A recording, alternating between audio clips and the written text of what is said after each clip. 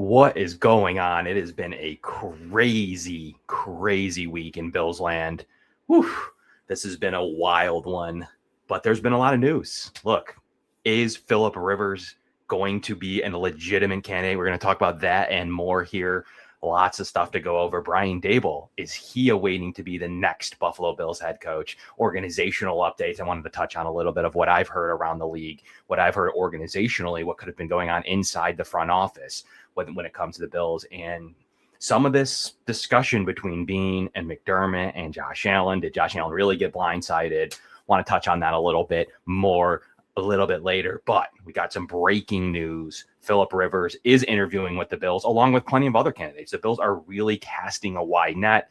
You know, you have Anthony Lynn, former Bills interim head coach.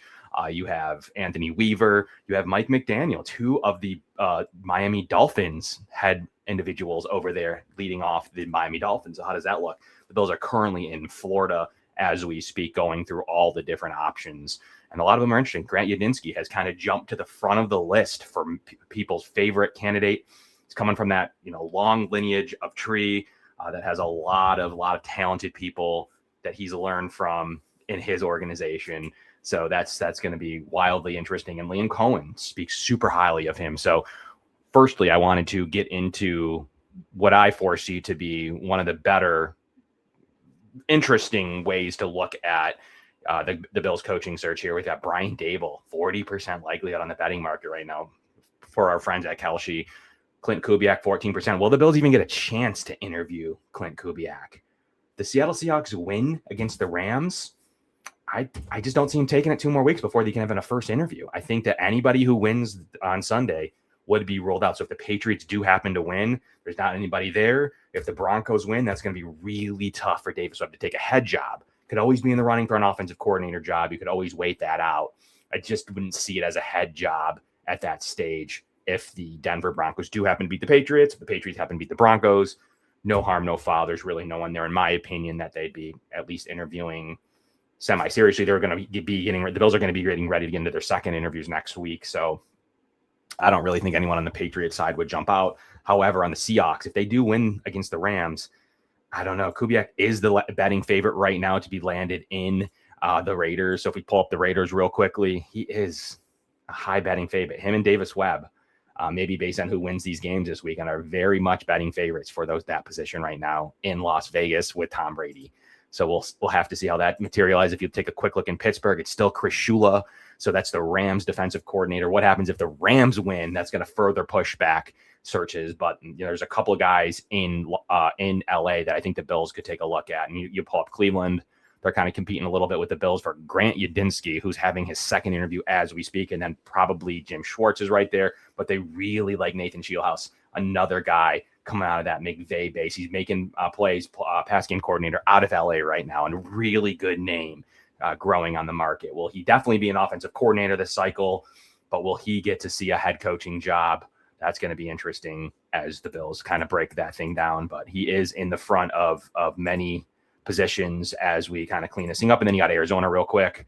Vance Joseph randomly, Denver's defensive coordinators randomly right there. Anthony Campanelli. So you got a couple of playoff defensive coordinators. They seem to be going the D route. And then Sean McDermott now is jumping up if he coaches again. So they're looking like they're going the defensive route. Shouldn't really interfere too much with the Bills on any of those 3 candidates at this stage. The Bills could interview Campanelli if they were interested, and they haven't. And Vance Joseph's obviously, we'll see if Denver loses, if that would be a question mark for the Bills to go ahead and take a look at over there when it comes to him. But, as we pull back up the Bills, there's a lot of interesting names still here. Mike McDaniel being the most, coming from that highly decorated play call designer. He does field games inside offensively. They've always been up and down defensively in their career. He pretty much put Tua Tagovailoa on the map and what he is limited with. And I thought he was starting to get a little bit out of Quinn Ewers too. So is he actually a serious candidate? It is said that he is signed to the Los Angeles Chargers if he doesn't get this head coaching job. So we'll see how that looks.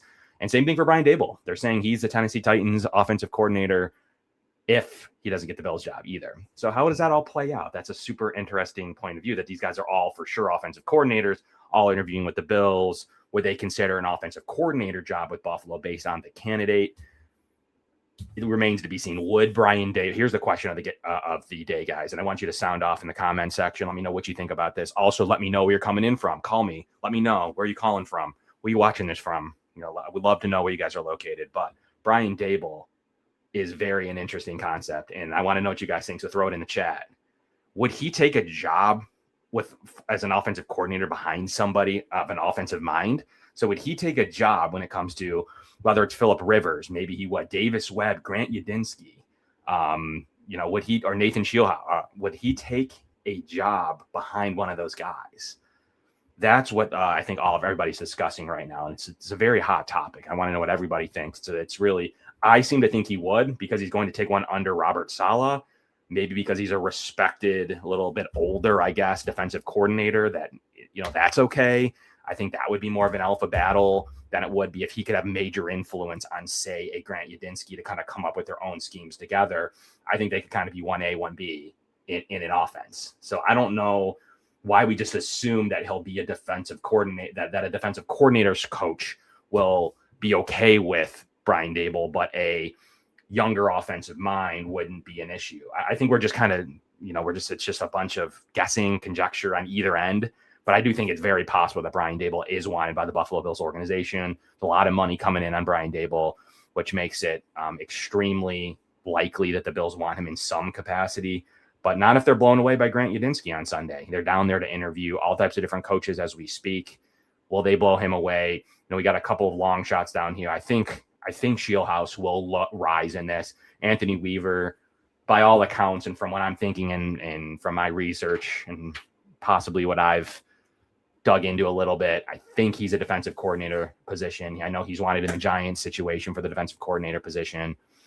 I think he's the Bills' preferred defensive coordinator. I think that's a tell too. I think Anthony Lynn is a guy who has done a lot in this league, and he's been successful in his own right, runs the ball, has really great run schemes. I think that he would possibly be an offensive coordinator candidate underneath maybe a Grant Udinski to have some experience behind him. I think that those are what the Bills are looking for. And Lou Anarumo was an interesting interview yesterday. What was the deal with Lou? You're not going to probably be able to get him over as a defensive coordinator, most likely, unless the Colts let him go. I wouldn't see that. I don't know, if he is head coaching material, and that's what Josh Allen's going to look for in his head coach. I think very much so that Lou Anarumo has put on some great playoff performance. He's kind of like the reverse Sean McDermott. Lou Anarumo is like polar opposite. He's done some wonderful, masterful things against Josh Allen himself, and most notably Patrick Mahomes. So Lou Anarumo really is kind of the reverse, and has average defenses throughout the regular season, in my opinion. He's really only had one top 10 defense, and got fired for being a poor defense. I thought the Colts were okay this year when at full strength, but really didn't do anything overly to move the needle, in my opinion, at least enough to be a head coach. But could he be the CEO that you're looking for? That is an underrated point here. We're not just looking for who has the best offensive play design, who has the best blitzing scheme on defense, who runs the most quarters or man coverage. That does play a role, but ultimately I think what plays more of a role here is can that guy be a CEO, have two great coordinators that get the job done? And something that McDermott was one of his weaker points. He did hire good coordinators for the most part, but they didn't get it done. And there was always who's calling the plays. I mean, he kind of went younger there toward the end with Dorsey and with Brady, and then Babich after he fired Frazier. So definitely there was some, could he really hire a staff that could get it done, or was he having too much control in the organization? And that's kind of what the name of the game right now is what did Sean McDermott really do in the organization? That is one topic I wanted to touch on as we kind of pivot from the coaching search for a minute. If you look at it from a perspective of, there was clearly disagreements in the organization. Clearly. I know I released my statement on X on how I felt about this whole scenario as somebody who had always been, don't make a change right now. I think they're super close. They call that a catch. And maybe the Bills are playing this weekend in a snowy environment in Boston, to where I think the Bills win. Unfortunately, short rest, a few turnovers, a few bad calls, and you get to one defensive lapse at the end of the game, and you get to where you're at not playing and firing your coach. So I think that the margins are razor thin in these situations, and McDermott was never able to overcome those razor thin margins. And that's something that definitely led to his demise. And kind of to my point that I was making, how I feel about this scenario, it's pretty simple. Like, I honestly think that we've overcorrected, at least initially. Like, we overcorrected with how we felt about Sean McDermott. Like, a lot of people were tweeting at me all year long to fire the guy. He can't get it done. And then all of a sudden, for the last 4 days, it's, the Bills did him dirty, backstabbing, and well, sure, maybe I did want him gone, but fire everybody. Like, those were the sentiments of things that I was getting here on X. And I mean, it's just disingenuous at best, in my opinion. So that's why I really wanted to cover what I perceive to be my comment on this whole scenario, and what I think was, I think a fair assumption of what happened. So, I basically kind of just went over, and everybody was telling me to fire McDermott. I mean, I definitely think change was needed. If you look here, 13 seconds at home in the snow against Louisiana-Rumo, the missed field goal by Tyler Bass, the short first down, and now recently the catch. I mean, there's just too many emotional scars there to continue on. But here's the biggest point I want to make here today. It was never that they both needed to be gone. That's the one thing I wanted to really stress here with my statement. I think the best way to stay toward the top, or at the top in a lot of ways, and depending on which number or metric you're using, is to not make emotional changes. And McDermott, something had to change. Terry Pegula referenced walking through the locker room, but that decision had been made organizationally. Maybe that was the final straw to remind him that is going to be a good move to go ahead and let him go after the game. But organizationally, they disagreed. From player prospects to the whole Keon Coleman debate of the coaching staff. I mean, Terry gave you a little insight. The coaching staff wanted him. Now, they weren't blaming just Sean McDermott for that, but that tells you Adam Henry, the receivers coach, Joe Brady wanted a certain receiver after already probably, in his opinion, having Curtis Samuel and Khalil Shakir. He was looking for a certain big-bodied receiver after losing Diggs and Davis. It's not rocket science to know that his coaching staff propositioned and wanted to Terry Pegula when everybody was deciding which receiver to take. They put in their 2 cents, and Bean, most notably, I've seen some clips go out. Brandon Bean always wants people to run slowly. And of course, the Bills clipped that part because he's the player they picked. If they would have picked anybody else, he would have been saying the same thing. He wanted Keon Coleman to fall as far as possible. Take him in the 3rd round, take him in the 4th round. He knew the coaching staff may have liked that player. So if he knew he had to draft him, he would prefer to draft him as late as possible, like Gabe Davis, rather than early as possible, like trading up for him, for instance. I mean, I think it's very obvious the Bills probably like the lad McConkey. They followed him around. They did a lot of scouting, and Brian Thomas Jr. may have been more of what they were looking for as a downfield threat. Obviously, he went earlier. Does Bean correct and make a trade for Brian Thomas Jr., especially with Grant Udinski? I think that there are some natural ties there that he could be looking at a Keon Coleman plus a pick for Brian Thomas Jr., which that whole draft class has pretty much been traded. That's the funny part. Malik Neighbors got hurt. Odunze has been good.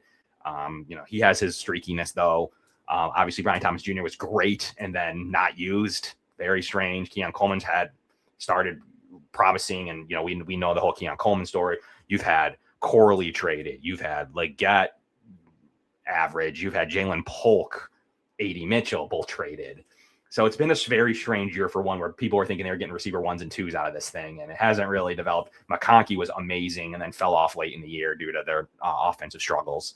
So it's been a challenging draft for that. But I do think that, especially with Udinski, he either may love BTJ or say, nah, let's stay away from this guy. He was not working in our system. So it'll be an interesting conversation. I do think that Bills may have liked that, but there's clearly organizational differences. Like Brandon Bean wanted his specific players.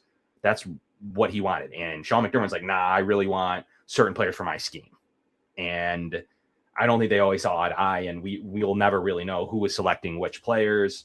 And Bean, if he was making the selection, he was making them for the scheme. He needed to win. He can't just draft players. And maybe the times he did he felt like they were used properly, like a Kyer Elam?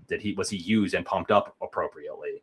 I think Kyer Elam has a good chance to maybe just wasn't overly good in general, but there's still a lot of discussion about who played where. Why wasn't Poona Ford used much? That's an interesting one that may have been a Brandon Bean getting him at a good value. He's been good everywhere else except in Sean McDermott's scheme. Super strange. Tim Settle was a good signing, probably a Brandon Bean signing. He's been really good as a run defender, elite level stuff. He wasn't good in Buffalo. So there's been, and then you have Sean McDermott really only wanting to bring back his guys, the Dane Jacksons. I mean, at some point, you name them. Jordan Poyer obviously earned it, so he's a little different, but plenty of other players in his tenure that people make fun of the Bills for only wanting to bring back. So that's really what it comes down to as I continued on, basically stating, did you really want Terry Pegula, the guy that everybody doesn't even want to talk behind a microphone? Did you really want him to lead the GM search with a third party that has really no beside on the business end, really no over emotion in all this? You wanted all them to come up with a GM and a scouting staff and a head coaching staff. I mean, it's possible that they could have come up with something, but this late in the game and you lose all your players and your cap turns into an utter mess because Brandon Beane, in my opinion, knows how to resign players. Whether we argue certain things, maybe he was told by Sean McDermott to keep certain players, but ultimately he knows how to use that cap. He's trusted by Terry Pegula, and most importantly, he helped them build an empire in terms of a new stadium. Whether we want to remove Josh Allen from his draft status, like we like to do, like minus Josh Allen, let's look at his draft picks. A, they're still pretty good overall, but B, like you can't remove someone who helped build the stadium when it wasn't a slam dunk. There were many people that didn't want Josh Allen as a player, including funny websites about how he's not good. So he was aggressively in on Josh Allen. And I think that built Brian Daboll some rapport too, of saying Brian Daboll is the offensive coordinator. He's hired after they had moved on and from Rick Dennison in 2017. And the first thing Brian Daboll did was help analyze. So maybe that built, just like he did with Terry Pegula, maybe Brian Daboll has built some equal clout with Brandon Beane, helping him make that final decision when maybe guys like, we don't know where McDermott and other staff members stood on which quarterback to take. And maybe that's what ultimately gave Brandon Beane, like, hey, if we listen to Sean the whole way, we would have Mason Rudolph or XYZ or Josh Rosen. We would have XYZ quarterback right now. So there's always those things that remain to be seen with maybe Sean was all in on Sam Darnold, and who's still been a pretty good player, but obviously not till he reached Kevin O'Connell in Minnesota, and now obviously with Seattle and Grant Kubiak, which is going to still be a tough candidate for the Bills to pursue at this stage. But honestly, kind of to sum this up, I do think that Josh and Beane are on the same page. To say that Josh was blindsided, I just can't buy it. I think he knew something was coming. He may have also sided more with the roster development from Beane rather than the in-game decisions and the coaching in big moments with McDermott. And honestly, if they're not talking the whole way and through these interview processes with these candidates about which receiving core they want to build, I mean, we know that's going on. We know that they're going to get a receiver one and they're going to build this receiving core the right way. And maybe the ultimate reason that Brandon Beane snapped was that he knew organizationally that Sean McDermott stood on everybody eats with Joe Brady, and they didn't want to invest assets into the receiving position. And then later started taking shots about Jacoby Myers, which Brandon Beane probably felt was A, extremely out of pocket publicly, and B, like probably not consistent with what they were building for that whole year, including signing the whole entire draft being defensive on the defensive side of the ball. That says something to me that the entire draft is on the defensive side of the ball, and Sean McDermott probably wanted specific players in that thing. So I think that there's a lot still to come out about this scenario that I think is going to be very, very telling as we continue on the search for the Buffalo Bills head coach. But the fact that they're going to be more in lockstep, I think is really cool. I think that is going to be something that we're going to talk about throughout this entire process of how this is all going to mesh together. But the linear progression of Beane to Pegula doesn't really need to talk to Pegula much, probably other than major decisions, if at all. He is in charge of the football operations now.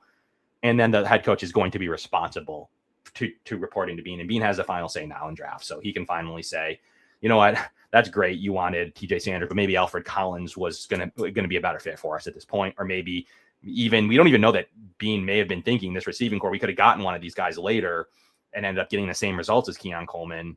Maybe he was like, I want a Cooper DeJean, but you're so obsessed with Taron Johnson. But there's so many avenues we could go down. Those love Cooper DeJean. Like they followed him around. I thought for sure he'd be a Bill, but he was blocked by Taron Johnson in some regards. That was silly. So, we'll never know who wanted whom, what was going on, but organizationally, they just didn't agree any longer when it came down to the final stretch run. So I think that this is super big. And then the last thing I wanted to say is Josh Allen's involvement of this whole thing. There's no issues with Josh Allen's involvement. He's the guy that probably had some say in this whole thing that in the first place. You don't want to turn it into an Aaron Rodgers situation. He should be interviewing and he should be saying all in. We want an all in philosophy, not this by the end of 8 years, wanting different things. We want Allen to be connected to the head coach, to the OC, to Brandon Beane and his scouting staff. We need this to all work out, because I think those tight moments that didn't work out for them so far every time since 2020, really, and even in 2019 in overtime against the Houston Texans, we need all that to go together. We need to look into what's going on the injury side. Is it just bad luck, which a lot of the injury experts will say, or is there something more with training, with philosophy of practice, when they're wearing pads, how they're practicing, in the warm up, just something more there with staff, science, philosophies, just something that I think it all needs to be entertained. It all needs to be agreed upon from Brandon Beane on down. And I'm super glad that Josh Allen's involved, because there's no better way to make him happy. He is the face of the franchise, no matter if he turned the ball over 4 times or not. And I've been very actively vocal that he deserves some of the blame in this whole scenario now that McDermott's fired and that Beane's taken a lot of heat. He deserves some of it, whether the defense let up a touchdown or not to end the game, and Josh got him back into field goal range. He still had the ball to win 1st and 10 from the 37, really needing 20 yards to win a football game with the way that Prater had played in the playoffs. I mean, at some point, he's got to take some blame there, and then also getting blitzed against Spags and pretty much always getting tight in close moments, including missing Shakir a couple years ago in the end zone. So I think he does, but he has some culpability. But ultimately, I am very excited for the future of what is going on and the entire buy-in from everybody across this entire search, and a buy-in everywhere when it comes to that. And Phillip Rivers, lastly, I think that he's more just a voice to see what he says, maybe give his input on different offenses and maybe what the Bills should be looking for. I'd be hard-pressed to see him as a head coach. Never know about offensive coordinator, really a offensive assistant head coach / quarterbacks coach, whatever. The lowest ring he'd be willing to take could always be on the table. Is he even an offensive coordinator at this stage? Don't forget, he was basically running probably by the end of it, the Colts offense by the end of it from the 2 years, really, he was there last year of his career, and then the few games recently, and then also the Chargers. I mean, he was basically an offensive coordinator on the field. So I would think he would be prepared to be an OC, but at least a high-level offensive assistant with quarterback coach or some variation could end up working out, because these interviews right now, the last thing to remember, these are for position coaches / coordinators at this stage. They're not all for head coaches. They're just interviewing as a head coaching position. That's how I feel about Weaver and Lynn. I think they could each be coordinators if certain candidates work out. It's all a masterpiece. But I really appreciate what everybody is saying right now. So please comment in the comment section. Do you feel that the question of the day, would Brian Daboll take an offensive coordinator job under a younger offensive mastermind? That's the question I want you to sound off in the comments on how you feel about that. And let us know where you're coming from. Let us know where you're watching this show from. Put in the comments also where you're calling in from. That's always cool to see. But for now, breaking news, the Bills interviewing Phillip Rivers. The breaking news, Anthony Weaver, Anthony Lynn, as well as Grant Yudinsky on Sunday. We'll see what else comes out and more from the losing team on Sunday. We'll bring you the action right here, and we'll catch you soon.